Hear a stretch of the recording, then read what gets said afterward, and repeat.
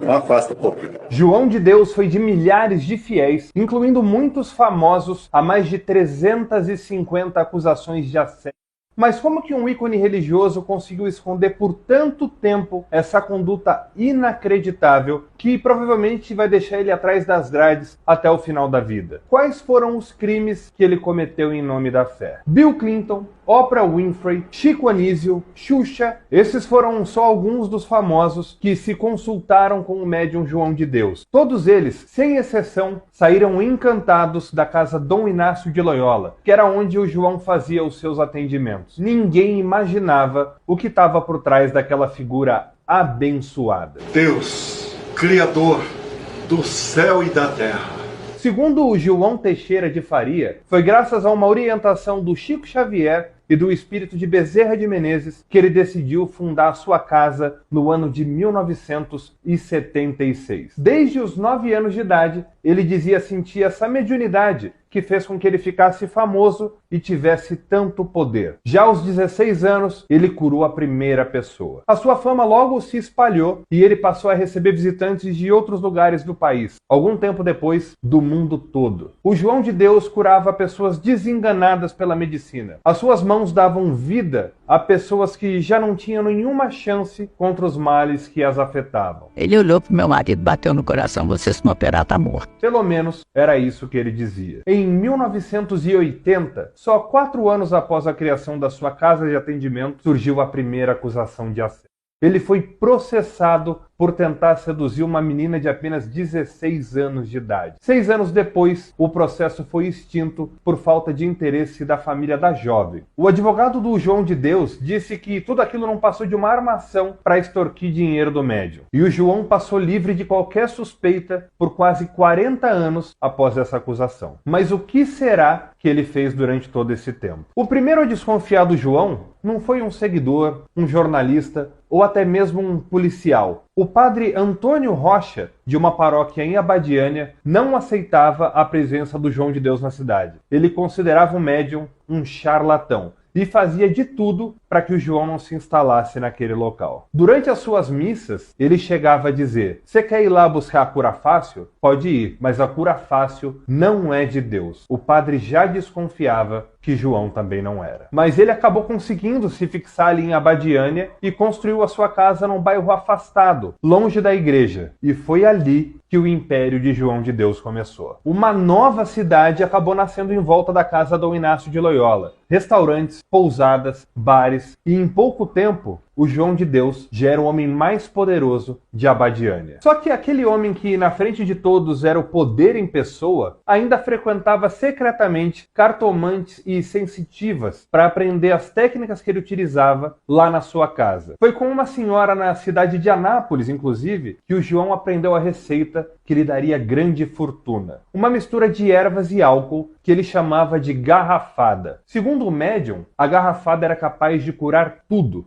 E, obviamente, ele cobrava pela bebida. Para algumas pessoas, R$20. Para outras, R$2.000. Tudo dependia do nível de desespero e do poder aquisitivo do fiel. A filha dessa mulher que ensinou a garrafada para o João conta que, quando era adolescente, ela frequentava a casa e ajudava o médium. Ela até confessa que, em mais de uma ocasião, o João pediu para ela fingir que era paralítica e havia sido curada por ele. E os fiéis acreditavam cegamente naquilo que viam. Outro truque que ele usava era moer um remédio chamado cibazol e espalhar o pó nas mãos. Ao terminar uma cirurgia espiritual, ele mandava o paciente comprar uma água energizada para purificar as mãos que tinham acabado de curá-lo. O pó daquele remédio, em contato com a água, transforma o líquido num vermelho vivo. O João dizia que aquele era o da operação. Só que, como diz aquele velho ditado, santo de casa não faz milagre. Na metade dos anos 80, a Dona Francisca, mãe do homem que se dizia capaz de curar qualquer tipo de doença, foi vítima de um câncer na face que a deixou desfigurada. Ao invés de levá-la para a casa Dom Inácio de Loyola e curá-la, o João mandou construir um muro em volta de onde ela residia para que ninguém visse a mãe do médium mais famoso do Brasil sofrendo sem a sua cura. A farsa continuava e João conquistava mais e mais fiéis. Ele dividia os que trabalhavam trabalhavam de graça para ele em duas classes: os médiuns e os terrenos. Esses segundos ficavam encarregados de cozinhar, limpar os ambientes e organizar os visitantes. Alguns dizem que esses funcionários sabiam de toda a armação do João de Deus. Já outros dizem que eles também foram enganados. De qualquer forma, após pouco tempo, o João passou a andar cercado por seguranças, às vezes mais de 10, todos eles armados. Quem iria ter coragem de denunciar esse homem? O poder do João crescia cada vez mais, e a casa também. Ele criou então a Sala do Médium, o local que ele usava para descansar e também para ficar a sós com algumas pessoas que passavam pelo seu tratamento. Foi esse o lugar que no futuro apareceu em mais de 350 denúncias de assédio que o João sofreria. Todas elas infundadas, segundo ele. O seu modo de atuação era sempre muito parecido. Quando uma mulher que buscava sua ajuda o interessava, ele dizia que ela precisava passar por um tratamento mais específico. E é claro, isso sempre ocorria na sala do médium. Só o João e a fiel, mais ninguém. Nesse momento ocorriam os abusos.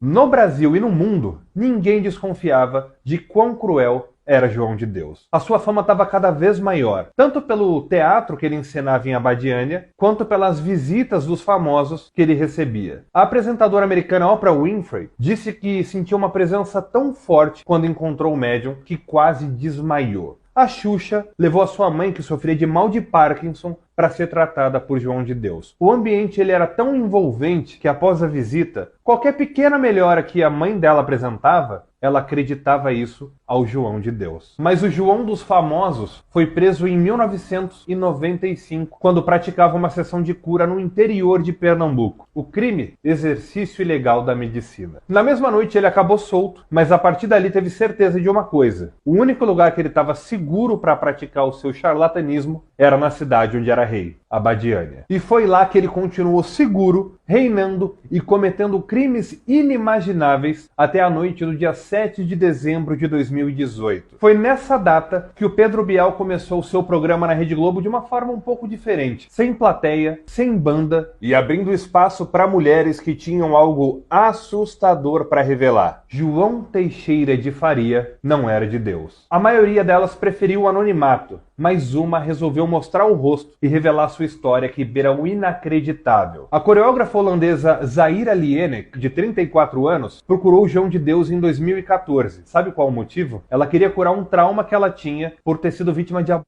na adolescência. Durante o tratamento, infelizmente, ela foi abusada por João de Deus. Foram 67 minutos de programa dedicados a desmascarar o charlatão João Teixeira de Faria. A coreógrafa holandesa terminou seu depoimento dizendo: "Eu espero poder ajudar outras mulheres a saírem da sombra. A gente não precisa ter vergonha disso. Quem precisa se envergonhar é ele." E ela conseguiu. Muitas mulheres começaram a revelar que tinham sido abusadas pelo falso médium. Entre elas, até a sua própria filha. Ele é manipulador, ele é mau, ele é estranho, ele é diferente, a gente vê que ele é diferente.